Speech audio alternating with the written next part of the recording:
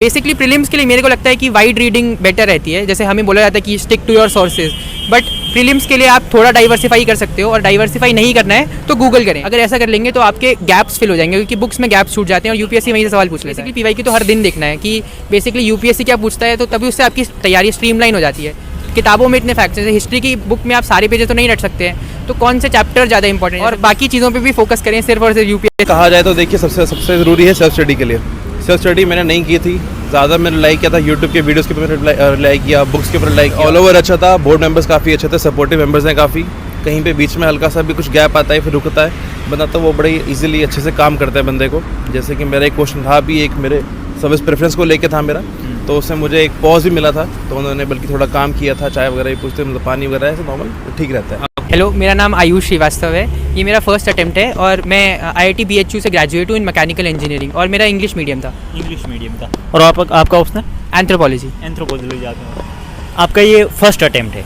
First attempt के अंदर आपने प्रीलिम्स की है और उसके बाद मेंस और आज इंटरव्यू दे रहे हैं। प्रीलिम्स बहुत टफ होता जा रहा है, तो इसके लिए आपकी क्या स्ट्रेटजी रही प्रीलिम्स के लिए? प्रीलिम्स के लिए यही स्ट्रैटेजी है कि आप बेसिक्स करके रखिए, और मतलब सिंपल चीज़ें गलत नहीं करनी है, और कुछ मुश्किल सवाल भी सही कर देने हैं। तो बेसिक बात है कि सिंपल चीज़ें जैसे पॉलिटी, इकोनॉमी, ज्योग्राफी, ये सब गलत नहीं करना चाहिए।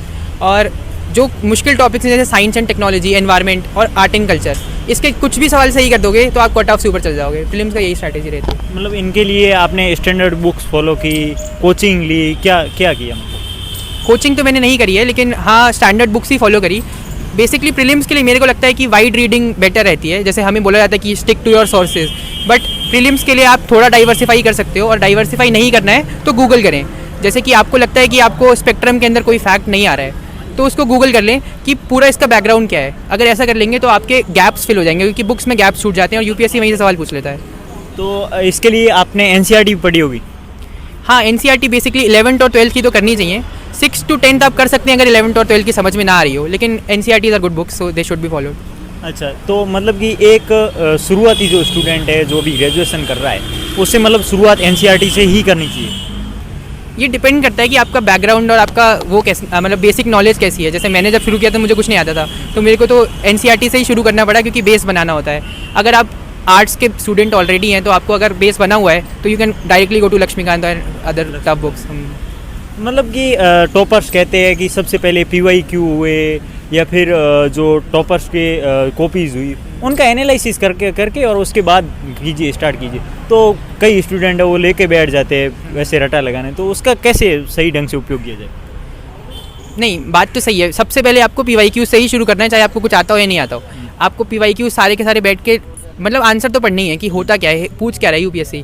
जब एक बार आपने ये कर लिया, फिर आप शिफ्ट करिए अपनी बुक्स पे, और बुक्स को पढ़ के फिर PYQ पे आइए कि क्या मैंने पढ़ के कुछ ये सॉल्व कर भी पाऊंगा कि नहीं। तो दोनों टाइम आपको PYQ देखना है। बेसिकली PYQ तो हर दिन देखना है कि बेसिकली यूपीएससी क्या पूछता है, तो तभी उससे आपकी तैयारी स्ट्रीमलाइन हो जाती है कि ये तो मुझे नहीं पढ़ना है, क्योंकि न्यूज़पेपर के अंदर इतने फैक्ट्स आते हैं, किताबों में इतने फैक्ट्स हैं। जैसे हिस्ट्री की बुक में आप सारे पेजेस तो नहीं रट सकते हैं, तो कौन से चैप्टर ज़्यादा इंपॉर्टेंट है, जैसे बुद्धिज़्म, जैनिज़्म ज़्यादा इंपॉर्टेंट चैप्टर है, या फिर आप आर्किटेक्चर ज़्यादा इंपॉर्टेंट है, तो आप उन पे फोकस करें, ना कि डांसेस पे और म्यूज़िक पे जो पूछा ही नहीं जाता। अच्छा, मतलब कि हिस्ट्री का कुछ पोर्शन है वो छोड़ना भी चाहिए, जो कम से कम पूछा जाता है उसको प्रायोरिटाइज़ करना सबसे ज़रूरी है। आप अपने टाइम से बांटिए कि मेरे को 20 दिन मिल रहे हैं हिस्ट्री के लिए, तो उसमें सबसे ज़्यादा पूछा जा रहा है 4 टॉपिक, तो उसको मैं 15 दिन या कितने भी दिन लग जाएँ, उसको तो मैं ऐसा करूँगा कि उसमें गलत नहीं होना चाहिए।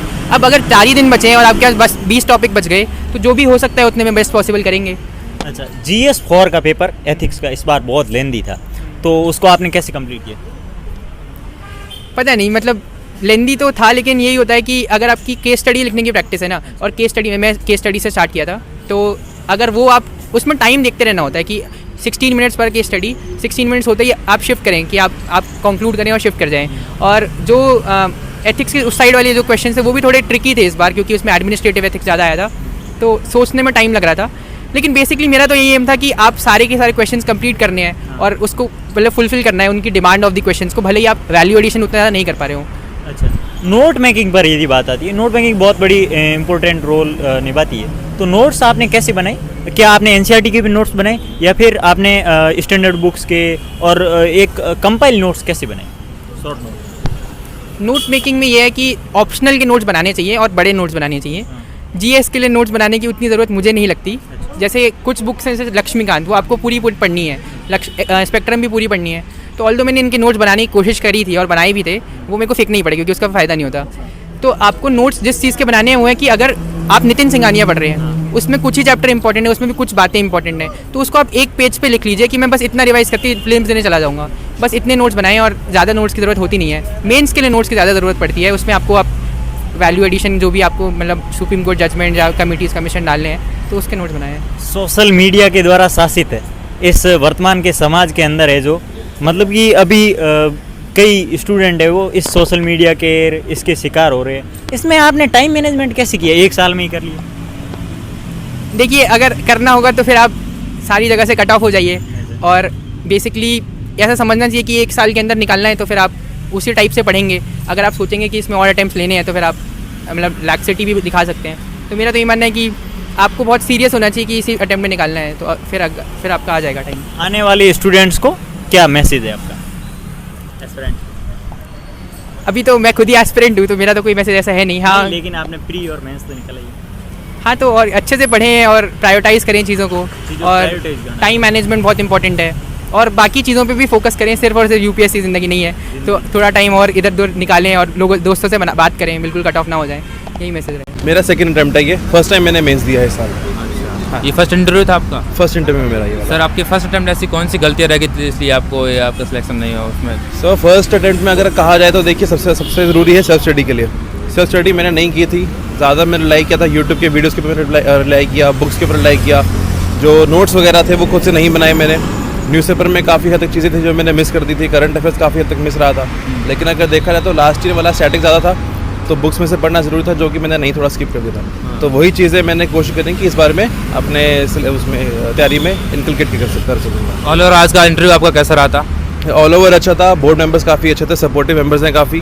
कहीं पे बीच में हल्का सा भी कुछ गैप आता है फिर रुकता है बंदा, तो वो बड़े इजीली अच्छे से काम करता है बंदे को।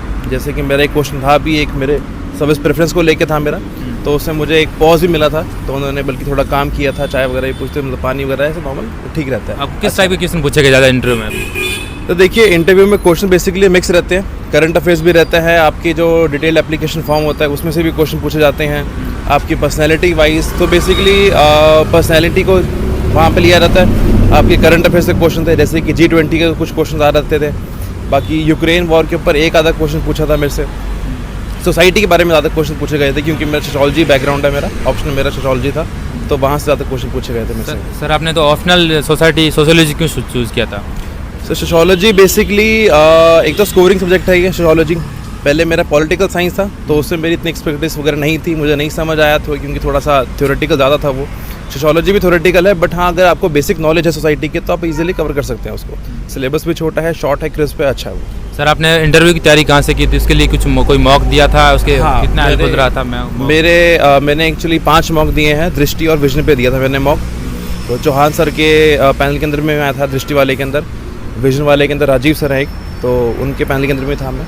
तो इन दोनों में मैंने मॉक दिए साथ। मॉक सर कितना हेल्पफुल रहता है? मॉक देना चाहिए या मॉक अगर देखिए, अगर फर्स्ट टाइम इंटरव्यू दे रहे हैं तो मॉक काफ़ी हेल्पफुल है, क्योंकि मॉक के थ्रू आपका थोड़ा सा कॉन्फिडेंस बिल्डिंग हो जाती है आपकी, आपको समझ आता है किस तरीके से बैठना है, उठना है, क्या आपकी बॉडी लैंग्वेज होनी चाहिए, क्या आंसर देने चाहिए, क्या आंसर नहीं देने चाहिए, डूज एंड डोंट्स आपको थोड़ा सा पता लग जाता है अगर फर्स्ट टाइम इंटरव्यू दे रहे हैं आप तो।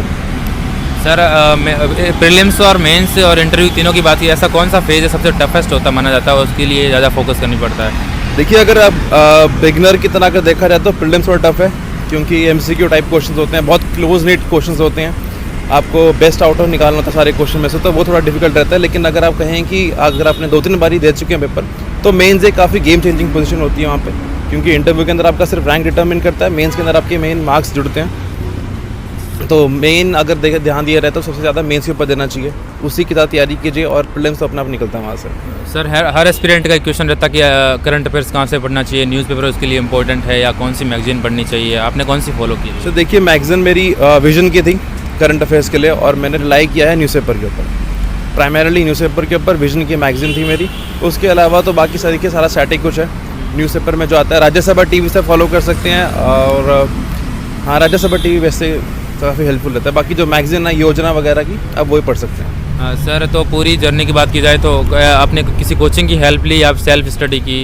कोचिंग एक्चुअली मैंने पहले विजन से लिया था, लेकिन बाद में जब मेरा सेकंड अटेम्प्ट है मैंने सारा सेल्फ स्टडी किया है। तो वो सारा कुछ मैंने तो सारे पहले नोट्स जो बने हुए थे उन्हीं को रिपब्लिश किया है, उन्हीं को थोड़ा इंप्रूव करने की कोशिश की ताकि मैं और अच्छा परफॉर्म कर सकूँ। सर हर एस्पिरेंट पूछते जाते कि जो एनसीईआरटी के नोट्स शॉर्ट नोट्स बनाने चाहिए या फिर किसी भी रेफरेंस बुक के शॉर्ट नोट्स कितनी हेल्पफुल रहती है लास्ट के दिनों में?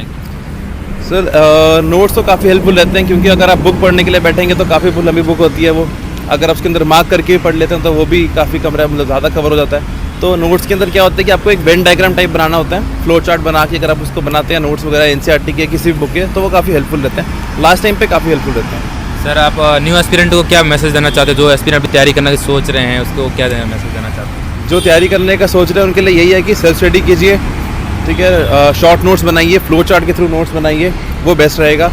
अगर ज़्यादा रिलाई करेंगे उसके ऊपर कोचिंग की स्टडी के ऊपर तो शायद आप इतना नहीं परफॉर्म कर पाएंगे जितना आप खुद से पढ़ के कर सकते हैं।